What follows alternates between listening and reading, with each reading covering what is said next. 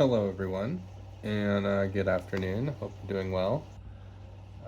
This video I am going to be making is really going to be a focus on how I run all of the tanks currently in my aquarium room. So, currently, right now, you can say I run like 11 fish aquariums in this room, ranging from 10 gallons all the way up to 175 gallon. And then I do have one tank that's not in this fish room, that's upstairs in the living room. But that's obviously not run off of how I, have this room system wise. So, number one thing would be water, right? So how do I do water changes? No, I do not have an auto water change system. And some of my tanks are gravel based, other ones are aqua soil based. So I do different things to buffer the capacity in the tanks depending on what's living in there. And water change schedule has something to do with that in terms of replacing TDS. So what I have in here, you can see kind of the spin around of the room. This is, I guess you could call it whatever, the water closet. And the basis is one 55-gallon Brute trash can that I fill up to the brim. Okay. And then I have another 55-gallon that I use when I need extra water, if I need extra water. That's mostly also for the tubs that I set up outside seasonally. Okay. So you basically have a system, or I basically have a system where on water change day, I have multiple vacuums, hose vacuums. You can see, sorry, I'll go slow so you don't get too dizzy. You can see from this collection of hoses, right? So I have about 3 or 4 hose vacuums that I'll set up all at the same time, gate so the cat doesn't get in and ruin things. And the gravel vacs just have hoses that run into the bathroom, which is a shower. Okay. So I set up to drain all of the tanks rapidly, just rapid fire, drain them all down.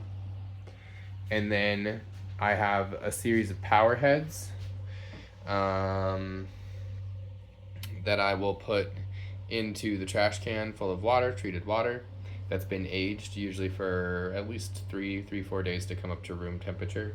That's why I don't really worry about heating it. If it's really cold in the winter, I will keep basically an aquarium heater in the trash can to heat the water as I store it. But especially during the summer, it's just not an issue at all, or hasn't been so far in terms of heating it. So I do age the water to let it mostly gas off and come up to room temperature, and then I plug the power heads in. Okay, I have a series of, you can see in here, I'll show you.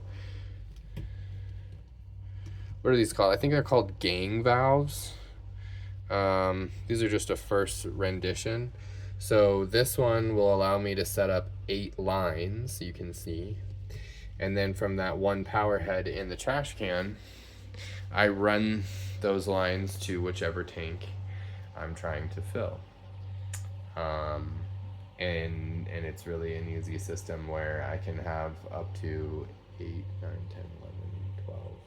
I really could have 13 lines running at one time, but usually I'll just, I only have 11 tanks, so I double up and fill tanks up a little bit faster. So for these little tanks, I use the smaller diameter hoses so I don't mess things up when I'm refilling water. And then for the big tank, 75-gallon, I use this diameter so it fills up a little bit faster for me. And then it's a weekly water change. I would say I do, depending on what I'm doing, about probably 30% water changes Um, Sometimes I'll do a little bit more aggressively because the fish seem to just love it and the plants seem to love it. Um, and that's been really successful for me. I haven't had any issues with not being able to control nitrates or anything like that so far, and I've had this room set up for years at this point. Um, in terms of each rack, I do have the whole room basically running off of 2 air pumps and their battery backup.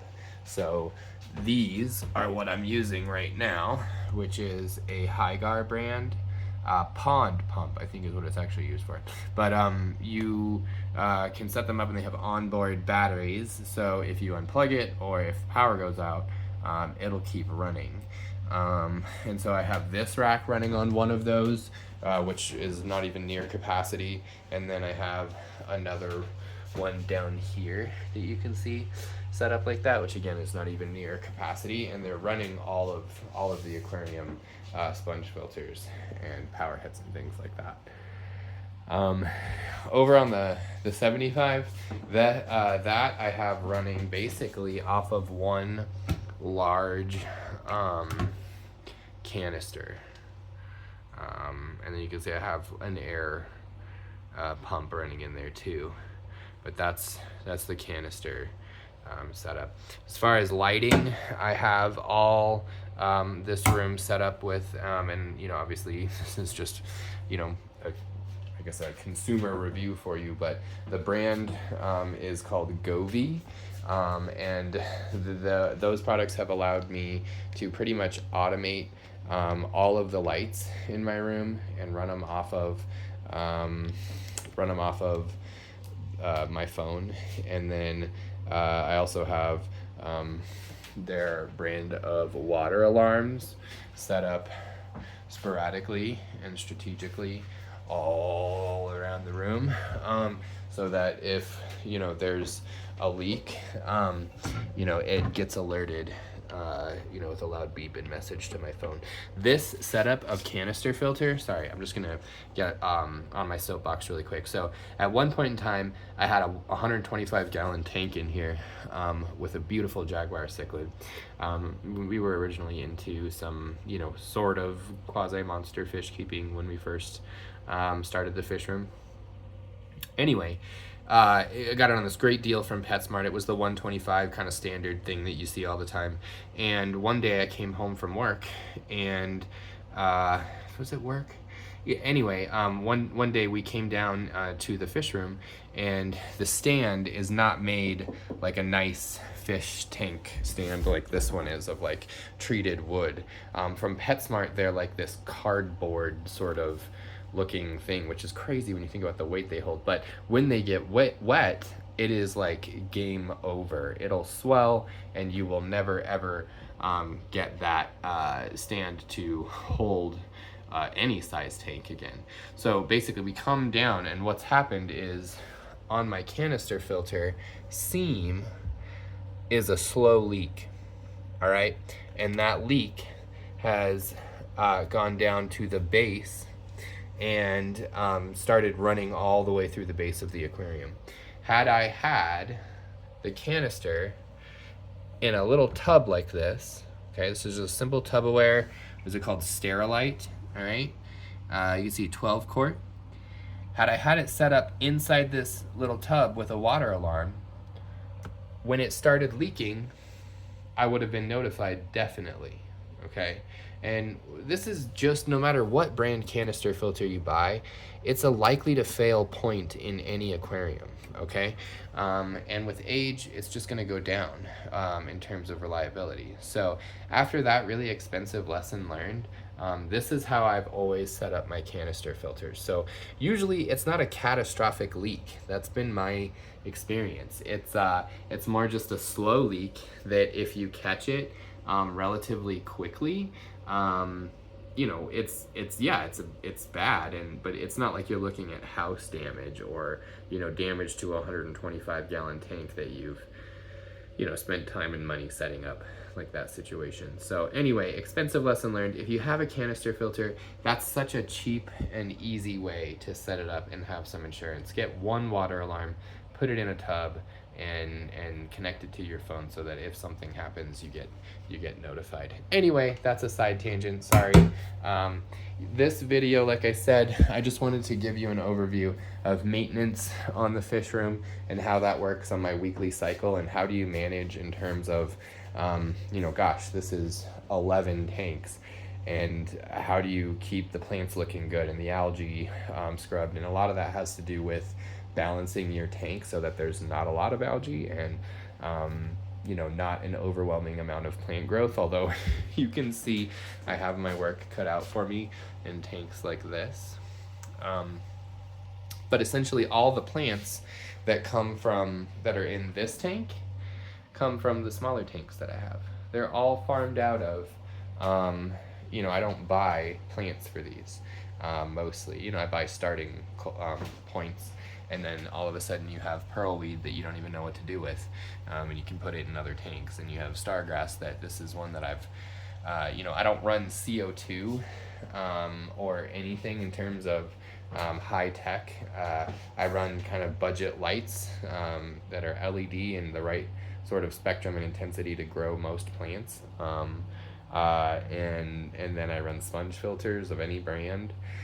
I'm not really too you know, specific with that. I've tried a lot of different things and had success with it.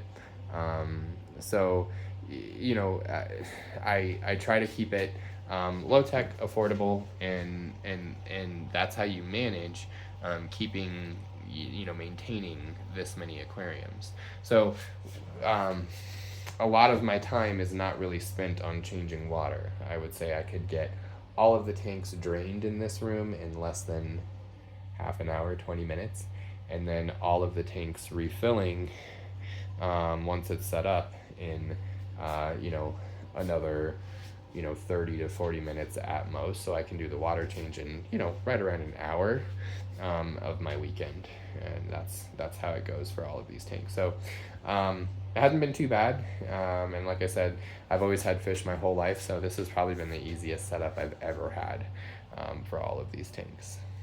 But anyway, before this video gets too much longer, I'm going to close there. And like I said, thanks for watching, and you know, I'll keep an eye out for more videos to come. Thanks.